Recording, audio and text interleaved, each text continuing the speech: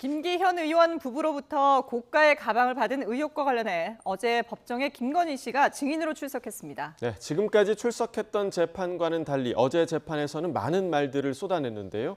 손정혜 변호사와 조금 더 자세한 이야기 나눠보겠습니다. 어서 오십시오. 안녕하세요. 안녕하세요. 네. 자, 김건희 씨에게 명품 가방을 건넨 혐의로 기소된 김기현 의원의 부부 모습. 어제 먼저 지난번에 나왔던 모습들을 보고 오겠습니다.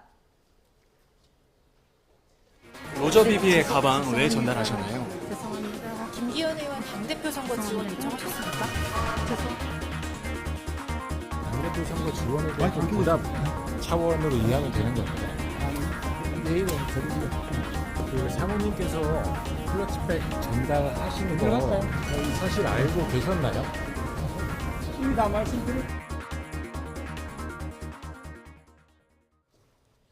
네, 지난해 김기현 의원의 모습을 보셨는데요.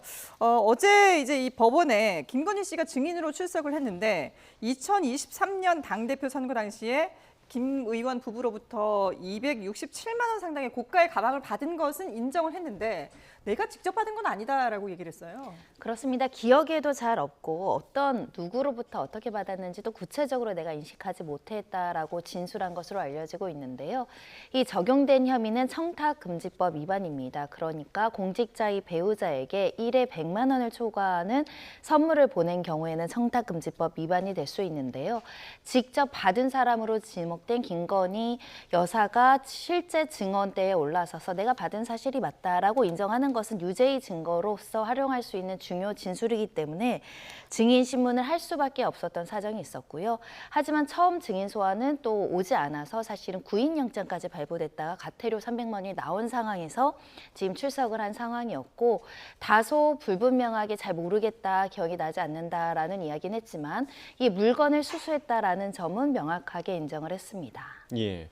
자, 그 당시에 기억을 해보면 이 가방이 발견이 됐고 그 가방과 함께 자필 편지 그리고 포스트잇이 들어있었다라는 그런 보도도 있었는데 자, 이고은 변호사께서 좀 지금 함께 하셨는데 이 부분 좀 어떻게 해석을 해야 됩니까? 사실 포스트잇까지 발견이 됐기 때문에 이 해당 가방을 수수했다라는 사실 자체를 부인하지는 못할 것 같습니다. 다만 그때 당시 본인이 직접 받았다던가 이러한 인정 발언을 할 경우에는 이것이 법적으로는 이 대통령의 부인이 처벌받지는 않지만 도덕적으로는 상당히 문제가 될 가능성이 있거든요. 그래서 나는 그 당시에는 인식하지 못했다. 워낙 또 명품 가방 내지는 가짜 가방 등이 많았기 때문에 혼재되어 있어서 나는 그 당시에는 인식하지 못했다. 그렇지만 나중에 확인해 보니까 내가 받은 것이 맞다라고 인정을 하는 것이 도덕적으로서의 이 비난 가능성을 최소화할 수 있는 그런 답변이라고 생각을 해서 이런 취지의 또 증언을 한 것이 아닌가 싶습니다. 예, 지금 화면에도 보이고 있습니다만은 김건희 씨가 저렇게 이제 공식석상에서 클러치백을 들고 나오는 모습이 자주 보였는데 영부인에게는 이 클러치백이 필수품이다라고 얘기를 했고요. 그리고 또 이게 옷마다 여러 가지 그 클러치백이 필요하기 때문에 가품도 많이 샀다라고 했는데 이게 영부인이 가품을 샀다라는 얘기를 하는 건 왜 그런 걸까요? 일단 법률적으로는 이 청탁금지법 위반으로 김건희 여사는 처벌받지 않지만 윤석열 전 대통령이 처벌받을 가능성은 열려 있을 수 있습니다. 그러니까 배우자가 청탁금지법을 위반하는 금액의 물건을 수수했다라고 한다면 윤 전 대통령이 처벌받을 가능성이 있기 때문에 실제로 나도 잘 모르기 때문에 윤석열 전 대통령도 잘 모르는 것이다라는 이야기가 될 수 있고요. 그리고 각종의 장소에서 클러치백이 다수 이제 현출이 됐고 그럼 그 가방은 어디서 났냐? 똑같이 청탁금지법을 위반해서 불법적으로 수사한 거 아니냐? 이런 이야기가 또다시 등장할 염려가 있지 않습니까? 네. 그런 경우를 대비해서 연막, 회피, 방어 작전으로 그건 진짜가 아니에요. 가품이에요. 짝퉁이면 100만 원 이하이잖아요. 예를 들면 짝퉁이라고 하더라도 100만 원 이상일 수도 있지만 100만 원 이하라고 봤다면 이건 가품들이고 가격이 싼 것이기 때문에 누가 고가의 선물로 청탁금지법이나 뇌물죄로서 수사한 게 아니라 내가 스스로 샀는데 그럼 그 돈은 어디 있느냐? 고가잖아요. 그러니까 나는 가짜를 싸게 샀을 뿐입니다. 라고 사실은 법률적인 방어를 위해서 하는 것이고요. 사실은 저만 해도 어디서 가품을 산다고 한다면 지인들한테 사실 그렇게 얘기 당당한 못하죠. 사항은 아니잖아요. 예. 가품을 사지도 않을 뿐만 네네. 아니라 굳이 명품을 가품으로 산다고 영부인이 이야기할 필요성이 없는데도 그러게요. 불구하고, 왜냐하면 상표법 위반으로 처벌받지는 않지만 상표법 위반의 어떤 상황을 조장하는 게 가품을 자꾸 사주는 거거든요. 그럼에도 불구하고 이렇게 대중들이 알 수 있는 이 증언을 했다라는 것은 혹여나 또다시 나올 수 있는 클러치백에 대한 법률적인 리스크를 방어하기 위해서 이야기했다. 이미 우리는 목걸이 때도 가품이다라는 주장을 들은 바가 네네. 있죠. 그 연속성으로 이 주장도 이 진술도 나온 것으로 보입니다. 네, 법률적인 방어를 위해서 의도적으로 이런 말을 했을 것이다 이렇게 분석을 해주셨는데 어제 김건희 씨가 재판에서 상당히 좀 적극적인 모습을 보였다고 합니다. 특히나 특검에서 여당 당대표 부부로부터 이런 선물을 받는 게 이례적인 거 아니냐 이런 질문을 하자 다른 영부인들 수사는 해봤느냐 상당히 좀 공격적으로 좀 반문을 한 것 같아요. 왜 이런 모습을 보였을까요? 이 사건의 증언대에서는 본인이 형사처벌을 받을 가능성이 전혀 없기 때문에 그간 특검에 대해 쌓여왔던 감정들 이런 것들을 토로했던 자리가 아닌가 싶습니다. 그간 김건희 씨 같은 경우에는 자신의 재판에서는 대부분 변호사가 답변을 할 뿐 네. 본인이 스스로 나서서 발언을 한다던가 이런 부분 전혀 없었고요. 예. 오히려 공식석상에서는 이 카메라에 뭐 인사를 한다던가 송구하다던가 이렇게 짧게 자신의 입장을 이야기했을 뿐인데 어제 있었던 재판 사실 김건희 재판이 아니지 않습니까? 예. 김기현 의원 부부의 재판이고 이 청탁금지법상 대통령 배우자가 처벌이 될 수가 없는 상황이기 때문에 이 증언대에서만큼은 그간 이제 특검 수사에 대해서 본인이 쌓였던 불만 이런 것들을 조금 더 격양돼서 표현했던 것이 아닌가라는 생각이 들고요. 따라서 검사한테도 영부인 수사 얼마나 해봤냐, 당신이 관저 어떻게 돌아가는지 아냐. 사실 질문은 이 증인신문에서 검사가 하는 것이지 이 증언을 하는 사람이 하는 것은 아니거든요. 주객이 전도된 것인데 이 자신의 어떤 개인적인 감정들을 토로했던 것이 아닌가 조심스럽게 추측해 봅니다. 특검에 쌓인 감정만 토로한 것이 아니라 재판부를 향해서도 상당히 좀 불쾌감을 드러내는 모습도 보였는데 재판부가 증언 거부권을 인정하지 않으니까 제가 모르는 것도 그럼 답변을 해야 되냐, 상상을 해서 얘기를 해야 되냐 이렇게 얘기했더라고요. 네, 그렇습니다. 원래 본인이 형사처벌받을 가능성이 있을 때는 증인으로 나오더라도 증언을 거부할 수가 있습니다. 근데 판사가 이야기했던 것이 당신은 이 청탁금지법상 처벌이 될 수가 없기 때문에 본인이 형사처벌받을 염려가 없지 않느냐. 따라서 증언 거부를 할 수는 없다. 답변을 해야 된다라는 겁니다. 형사소송법상 맞는 말을 판사가 한 것인데 이제 김건희 씨는 그 부분에 대해서도 사실 어제 있었던 재판이 본인 재판은 아니잖아요. 네. 재판부가 설사 나에 대해서 좋지 않게 본다 하더라도 형량에 있어서 혹은 유무죄 판단에 있어서 본인에게 유불리가 있는 것은 아니기 때문에 재판부를 향해서도 다소 날카로운 모습 보였던 게 아닌가라는 생각이 들고요. 증인으로서는 증언 거부권이 인정이 안 될 때는 잘 모르겠다라던가 기억이 나지 않는다라고 답변을 해야 되는 것이지 답변 자체를 거부할 수는 없습니다. 그러니까 이제 재판에 참석한 본인의 지금 위치가 지금 다르기 때문에 그러니까 피의자가 아니라 증인으로서 이 자리에 참석을 했기 때문에 다른 모습을 보인 것이다 이렇게 분석을 해주셨는데 그러면 지금 김건희 씨가 받는 재판들이 다른 재판들이 상당히 많잖아요. 이 재판에서의 이 태도가 다른 재판에도 영향을 끼칠 수 있습니까?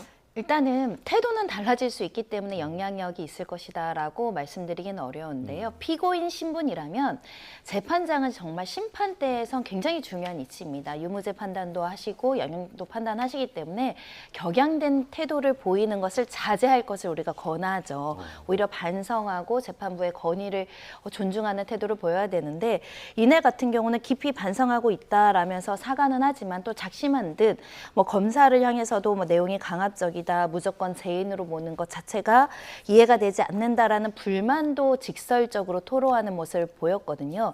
이렇게 하고 싶은 말을 다 할 수 있었던 이유는 사실은 내 재판부가 아니기 때문입니다. 나의 양형을 직접 결정하지 않는 재판부다 보니까 다소 이렇게 형사재판을 많이 받고 그동안 오랫동안 수사를 받은 것에 대해서 불만을 토로할 수 있는 상황일 수 있다라고 생각해서 한 것으로도 보이고요. 실제로 이 사건 같은 경우에는 유일한 리스크는 위증죄로 처벌을 받는 겁니다. 그래서 실제 증인 거부권 행사는 안 됩니다라고 이야기를 했더니 내가 모르는 것도 이렇게 상상의 나래를 펼쳐서 이야기를 해야 되느냐. 난 잘 모른다. 그러니까 모른다는 걸 강조한다는 것은 구체적인 사실을 진술하다가 혹여라도 허위 증언으로 인식돼서 또다시 처벌받을 염려가 있기 때문에 잘 몰라서 제대로 대답을 못하는 거다라는 또 법률적인 어떤 방어 전략일 수도 있을 것 같고요. 네. 그런 과정 속에서 특검에서는 일부 사실이라도 유리한 유죄를 끌어내기 위한 증언을 구체적으로 받고 싶어 했으나 명품 이 클러치백을 수수받은 사실 이외의 구체적인 정보는 사실 특검 측에서 못 이끌어낸 재판이다 이렇게 말씀드릴 수 있을 것 같습니다. 예. 자, 어제가 뭐 검사가 질문하는 내용이 상당히 강압적이다. 그리고 자신을 무조건 죄인으로 보는 게 이해가 안 된다. 그리고 판사님께서 한쪽 편만 들지 말고 공정하게 좀 들어달라, 정확하게 들어달라 이런 얘기를 했는데, 자, 근데 어쨌든 지금 이 상황을 정리해 보면 김기현 의원 측에서는 김건희 씨에게 가방을 선물한 그 사실을 인정했고, 김건희 씨도 받은 부분은 인정을 했으니까 결국은 이 죄의 유무는 대가성 여부로 결정이 되겠습니까? 네, 그렇습니다. 지금 이 공소사실 내용을 좀 보면요. 지난 2023년 3월에 당대표 선거 때 이 통일교신들을 동원해서 지원해준 대가로 김건희 씨에게 200만 원 상당의 명품백을 준 것이다라고 특검은 보고 기소를 한 사건입니다. 예. 그런데 이 부분에 대해서 김 의원 측에서는 선물한 사실을 인정했다. 그렇지만 부정한 청탁 이런 부분들은 없었다는 것이고요. 사회적 예우 차원이다라는 주장 이어가고 있습니다. 이 부분은 대통령 직무와 관련된 일로 이 가방을 주었는가가 핵심이기 때문에 결국 사회적 예우의 차원이었는가 아니면 대통령 직무와 관련된 부정한 청탁의 대가였는가 이 부분 특검이 규명해야 되는 부분이지 않을까 싶습니다. 네. 자, 다음 달 28일에 지금 결심 공판이 있다고 하니까요. 또 검찰 측에서 어떻게 구형을 할지 이 부분도 좀 지켜봐야겠습니다. 자, 다음 주제로 좀 넘어가 보겠습니다. 성착취물을 제작하고 유포한 이른바 박사방 사건의 주범 아마 기억하실 겁니다. 47년 4개월의 징역형이 확정된 조주빈, 자신의 형량을 다시 다툴 수 있게 해달라라면서 헌법 소원을 냈지만 기각이 됐는데요. 잠시 준비한 영상 보시고 이야기 이어가겠습니다. 저에게 피해를 입은 모든 분들께 진심으로 사죄의 말씀을 드립니다. 멈출 수 없었던 악마의 삶을 멈춰주셔서 정말 감사합니다. 피해자들에게 할 말 없으시나요? 범행 후회 안 하시나요?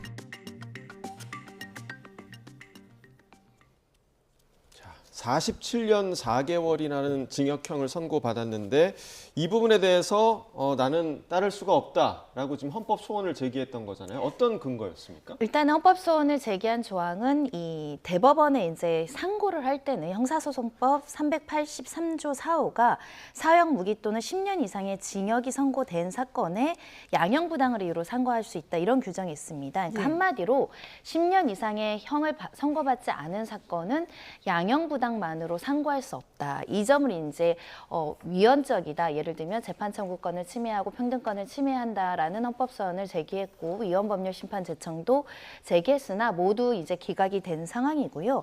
이 사건 관련해서 앞서서는 징역 42년의 미성년자 성착취물 제작 사건이 있었고 또 강제추행으로 이제 징역 4개월이 나왔습니다. 마지막으로 미성년자 성범죄 때문에 징역 5년을 받았는데 징역 5년을 받으니까 상고심으로 양형부당만을 위해서 상고할 수가 없는 상황에서 이거는 좀 불리한 거 아니냐. 앞 사건과 같이 기소를 했다고 한다면 징역 10년 이상이 나왔을 거고 그럼 나는 상고심 가서 양형부당을 다퉈볼 소지가 있었는데 징역 5년만 나오다 보니 현저한 양형부당만으로는 상고심으로 갈 수 없고 상고되면 이게 상고 이유를 삼을 수 없어서 기각이 돼야 되니까 이것은 나의 권리를 침해한 것이다 이런 주장을 한 것이고요. 결론적으로는 재판부에서는 헌법에 위반되지 않는다. 오히려 이렇게 보는 것이 대법원의 어떤 효율적인 심리에 도움이 된다라고 기각을 했습니다. 예. 그러니까 말씀하신 것처럼 지난달 23일에 재판관 전원 일치 의결으로 기각을 했거든요. 그러니까 받아들이지 않은 이유를 조금 더 구체적으로 설명을 해주실까요? 기본적으로 대법원 상고심은 법률심입니다. 그러니까 법률심에 충실하게 재판을 해야 되기 때문에 사법자원을 효율적으로 배분을 해야 되는데 징역 10년이라는 건 중형이 선고된 사람만 양형부당을 법원에서 좀 살펴봐주겠다는 취지이죠. 모든 예. 사건 5년 미만까지 또는 분리기소든 뭐든 앞서서 확정된 형과 합쳐서 10년 이상이라고 해서 모든 사건을 대법원 가져가서 양형부당을 하면 대법원은 마비된다라는 말입니다. 그런 측면에서 만약에 이런 것이 헌법에 위반된다라고 했을 땐 대법원의 원활한 업무 수행 기능이 마비될 정도로 사건 수가 폭증하는 문제가 있고 네. 어떻게 상고심의 이유를 삼을지는 입법자의 재량이기 때문에 주장하는 평등권이나 재판 청구권 모두 주장을 살펴보더라도 그에 이를 만큼의 헌법의 위반 사유가 없다라는 판단입니다. 네. 그런데 이 조주빈 측에서 지금 헌법 소원을 제기한 게 이번이 처음이 아니라고 하더라고요. 자신이 평등권 그리고 재판 청구권을 침해당했다라면서 위헌법률심판 제청을 한 적이 있다. 이 어떤 내용입니까? 네, 이 부분에 대해서는 이 조주빈이 42년이 넘는 형을 선고받고 확정이 됐습니다. 근데 그 이후에 2019년에 있었던 성범죄로 검사가 다시 이제 추가 기소를 하면서 5년이란 형을 받았다. 이 부분은 검사가 쪼개기 기소를 한 것이 아니냐. 이 때문에 나는 3심에서 10년 이상이 돼야만 양형부당으로 다툴 수가 있는데 쪼개기 기소를 당해가지고 5년밖에 못 받아서 나는 상고심의 판단을 받을 수가 없게 됐다. 나의 평등권, 재판 청구권을 침해당했다라면서 위헌법률심판 제청 신청을 했습니다. 이 부분 법원이 받아들여지지 않았던 것이고요. 그러자 자신이 직접 헌법소원까지 했는데 아까 손 변호사님께 설명해 주신 대로 헌재에서도 이 부분에 대해서 이미 확정 판결이 난 부분이기 때문에 다시 한 번 더 이것을 포함해서 다투는 것은 이 재판관의 업무 효율 등을 고려할 때 합당하지 않다라는 이유로 이 헌법소원마저도 기각이 됐다. 이렇게 이해하시면 될 것 같습니다. 예. 앞서서 이제 조주빈의 그 녹취를 저희가 들려드렸을 때 악마의 삶을 멈춰주셔서 정말 감사합니다라고 얘기했는데 마치 자신이 저지르지 않은 일처럼 얘기를 해서 그때 당시에도 많은 공분을 샀었잖아요. 근데 지금 이렇게 계속해서 헌법소원을 제기하는 것도 어떤 자신의 죄를 뉘우치기보다는 뭔가 어떻게든 형량을 좀 낮추기 위해서 뭔가 꼼수를 부리고 있다 이렇게 봐야 되는 거겠죠? 그런 비판도 충분히 가능할 것 같습니다. 사실 조주빈이라는 사람 때문에 N번방이라는 말이 등장했고 네. 성착취물 제작 배포가 얼마나 끔찍한 사건이 될 수 있는지가 사회적 공분을 샀던 그런 사건이었는데요. 지금 조주빈 입장에서는 내가 잘못한 건 알겠지만 42년이나 받을 만한 잘못을 한 것은 아니지 않느냐. 그 부분은 억울하다라는 감정을 느끼는 것 같습니다. 네. 때문에 이후에 추가 기소되는 부분들에 대해서도 끊임없이 헌법소원이라든지 위헌법률심판 제청 신청이라든지 여러 가지 자신이 할 수 있는 법기술은 총동원을 해서 자신의 변호인을 활용을 해서 여러 가지 지금 법적 구제수단을 하는 것 같은데요. 네. 결론적으로는 지금 모두 다 기각이 돼 있다는 것이고 결국에 이제는 자신이 잘못한 부분에 대해서 합당한 처벌을 받은 것이고 그 결과를 돌이키긴 어렵다는 점을 스스로 받아들여야 될 시기가 아닌가라는 생각 듭니다. 네, 피해자가 상당히 많이 발생한 만큼 그만큼 좀 뉘우치는 모습을 보여줬으면 하는 마음이 듭니다. 자, 그리고 이제 다음에 다룰 사건은 충남 천안의 한 교회에서 발생했던 참담한 일이었는데요. 이곳에서 생활을 하던, 그러니까 교회에서 생활을 하던 11살 어린이가 의식을 잃은 채 발견됐고 그리고 사망을 했는데 그 아이의 신체에서 학대 의심 정황이 발견됐다고 하더라고요. 그렇습니다. 일단 고열과 의식저하 상황이 있다. 아이가 아프다라고 이제 신고 연락 119 연락이 왔던 것으로 보이고 여러 병원을 이제 전전하다가 병원에서 치료를 받았으나 숨진 것으로 알려지고 있는데 병원에서 아이의 신체적인 부분들을 살펴보니 아동학대 흔적이 있었다는 겁니다. 결박이라든가 다친, 이 때린 이런 흔적들을 발견해서 경찰에 신고를 한 것으로 알려지고 있고요. 이 사건이 이제 경찰에 신고되면서 더 알려진 사건은 이 사망 직전에 이미 아이가 스스로 2차례나 교회에서 빠져나와서 도움을 요청했고 나아가서는 경찰서를 스스로 찾았다는 겁니다. 예. 경찰서에 찾아와서 저 좀 도와주세요 이렇게 이야기한 것으로 알려지고 있는데요. 그럼에도 불구하고 결국 이 11살 아이는 아동학대로 지금 숨진 것으로 이제 볼 수밖에 없는 상황이어서 경찰도 주변 어른들도 걱정했던 사람들이 많았을 것 같은데 결국은 죽음으로 끝나서 매우 어떻게 보면 안타깝고 구할 수 있는 기회가 없었는지 수사 과정에서 부족한 건 없었는지 살펴봐야 되는 사건입니다. 예, 정말 안타까운 사건인데, 근데 지금 이제 CCTV를 보신 것처럼 아이가 교회를 빠져나와서 도망쳐서 나와서 주변에 도움을 요청을 했지만 결국 도움을 받지 못하고 다시 교회로 돌아가게 됩니다. 그런데 그 뒤에 38시간이나 침대에 묶여 있었다라고 하는데 11살짜리 아이가 이렇게 침대에 묶여 있을 만한 이유가 있었을까요? 지금 목사 측에서는 또다시 교회 밖으로 나갈까봐 묶어둘 수밖에 없었다. 용변을 보거나 어떤 그런 부분들이 있을 때만 풀어주었다라고 변수를 하고 있는데요. 목사 이미 구속이 됐습니다. 근데 38시간 이 부분이 굉장히 중요한 것은 아동학대를 하다가 사망에 이르게 한 때는 일반 어떤 상해치사나 이런 것이 아니라 아동학대 치사죄로서 훨씬 더 가중처벌을 하게 됩니다. 근데 과연 치사일 것인가, 미필적 고의까지도, 살인의 미필적 고의까지도 인정할 수 있는가, 이런 것들을 볼 때 38시간이나 아이를 결박했을 때 이 아이가 사망할 수 있다는 점을 과연 예견할 수 있겠는가. 예견을 넘어서서 사망해도 어쩔 수 없어 라고 용인의 의사까지 인정된다면 단순한 과실범이 아니라 이것은 이제 미필적 고의까지도 인정이 될 수 있는 부분이기 때문에 경찰에서도 과연 38시간이라는 이 비이성적인 시간 동안 아이를 결박한 이유가 무엇인가, 또 네.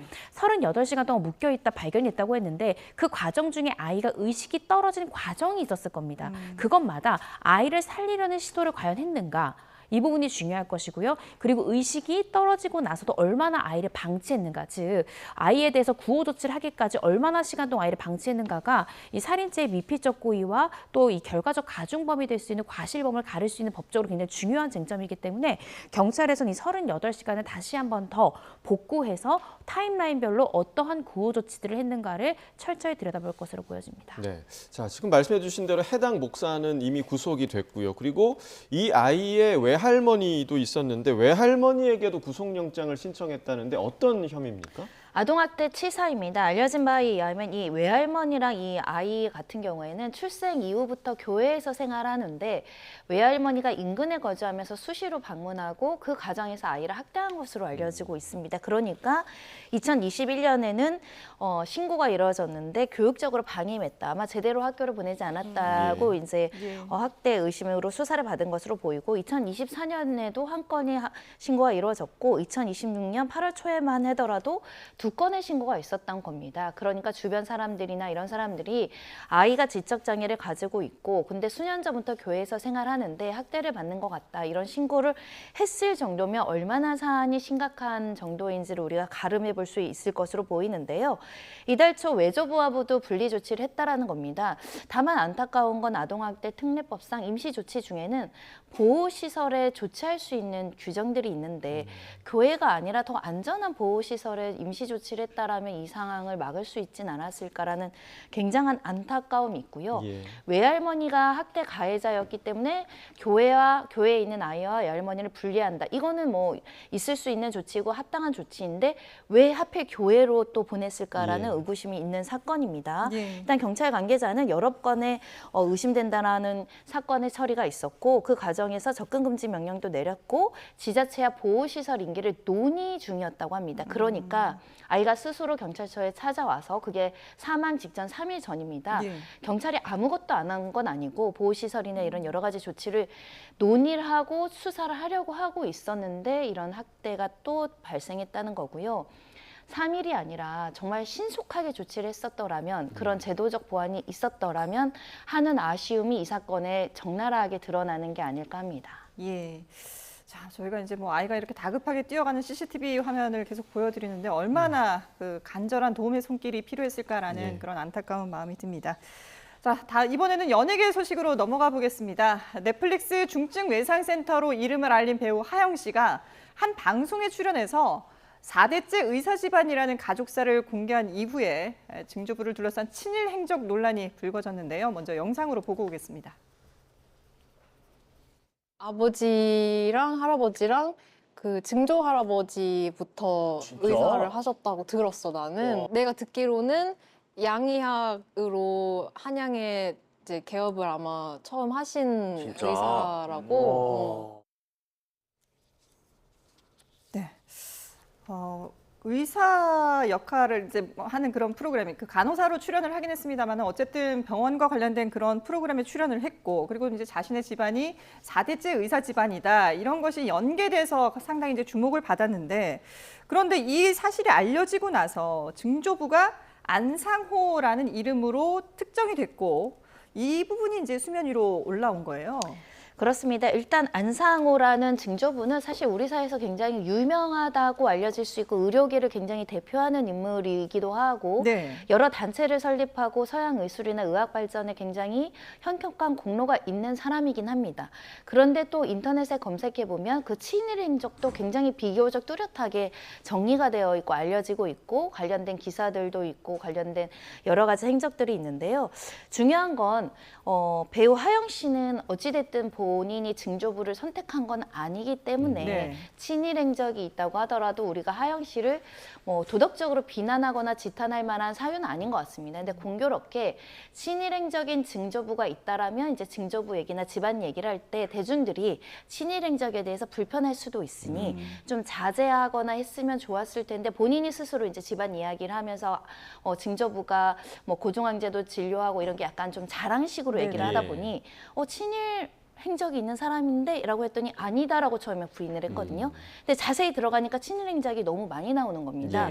그러다 보니까 처음 대응도 부실했고 친일 행적이 뚜렷한데 왜 아니라고 답변을 했는가도 문제이고 아무래도 우리나라 감수성이 친일에 대해서는 아직은 좀 친일이나 이런 것들이 정리되지 않은 문제가 있기 때문에 불편할 수 있는 이야기를 먼저 제기했다는 측면에서 좀 여론이 양갈래로 이제 여러 가지 글들이 올라오고 있는 게 아닐까 합니다. 네, 특히나 이제 오늘 날짜도 8월 11일 이제 광복절도 다가오고 있고 이런 시기적인 시점에서도 좀 미묘한 지점이 좀 있었던 것 같고요. 그래서 여러 가지 그런 어떤 행적들이 있는가 이런 얘기들도 상당히 좀 많이 나오고 있더라고요. 네, 그렇습니다. 사실 이제 광복절을 앞두고 있기 때문에 이 부분에 대해서 소속사의 대처가 좀 많이 아쉬웠다라는 생각이 드는데 처음에는 친일 부분에 대해 사실 무근이다라고 이야기를 섣부르게 했다가 또 입장을 바꾸기도 했습니다. 말씀 주신 대로 이 배우 하영 씨의 증조부 지금 안상호 같은 경우에는 1916년 이 대정 친목회에 이름을 올린 인물이다라고 소속사도 인정을 했습니다. 근데 이 해당 친목회 자체가 서울에서 1916년에 조직된 친일 단체라는 것이고요. 그 당시에 고문을 받았던 인물이 이완용이라는 점까지 알려지면서 논란이 커지기도 했습니다. 이 부분에 대해서 소속사는 처음에는 친일 부분에 대해서 선을 그었습니다. 저는 사실 무근이다 이야기를 하다가 이 부분에 대해서 친목회에 이름이 올라와 있다는 사실을 확인했다라면서 충분한 검증 없이 사실 무근이다라고 대답한 부분에 대해서는 혼란을 드린 점 진심으로 사과드린다라고 입장을 선회한 그런 상황입니다. 예. 글쎄요, 지금 뭐 여러 가지 친일 행적들이 나오고 있는데 사실관계도 좀 일단은 따져봐야 될 것 같고요. 그리고 또 광복절을 앞둔 시기라는 부분도 또 이게 예민하게 반응할 수밖에 없는 그런 상황이긴 합니다. 앞으로 하영 씨가 어떻게 그리고 소속사가 어떻게 대처를 하는지 또 지켜보도록 하겠습니다.